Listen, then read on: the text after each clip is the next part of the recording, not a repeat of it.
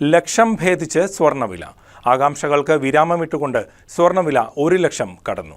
ഒരു പവന് 1,01,600 രൂപയാണ് ഇപ്പോഴത്തെ വില.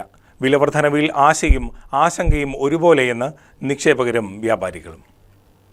അങ്ങനെ സ്വർണം കയ്യിൽ കരുതിയിരുന്നവർ കാത്തിരുന്ന ദിവസമെത്തി.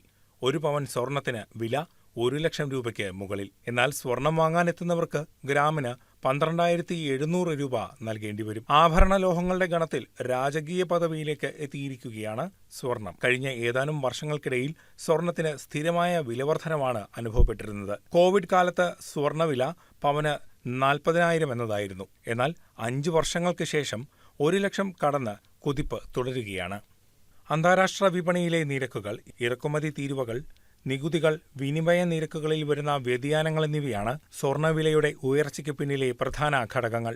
ഇന്ത്യയിലെ സ്വർണ്ണവില അന്താരാഷ്ട്ര വിപണി നിരക്കുകളെ ആശ്രയിച്ചാണ് തീരുമാനിക്കപ്പെടുന്നത്. ഇക്കാരണങ്ങൾ കൊണ്ടുതന്നെ ലോകവ്യാപകമായ സാമ്പത്തിക സാഹചര്യങ്ങൾ ഇന്ത്യൻ വിപണിയെ നേരിട്ട് ബാധിക്കുന്നു. സുരക്ഷിത നിക്ഷേപമായതിനാൽ സ്വർണത്തിന് കൂടുതൽ ഡിമാൻഡ് നിലനിൽക്കുകയും ചെയ്യുന്നു. കേരളത്തിൽ all Kerala gold and silver merchants association അന്താരാഷ്ട്ര വില അനുസരിച്ചാണ് സ്വർണ്ണവില നിശ്ചയിക്കുന്നത്. ഇതോടെ സംസ്ഥാനത്ത് സ്വർണ്ണവിലയുടെ റെക്കോർഡ് ഉയർച്ച നിക്ഷേപകരും വ്യാപാരികളും ശ്രദ്ധിക്കേണ്ട സാഹചര്യമായി മാറിയിരിക്കുന്നു.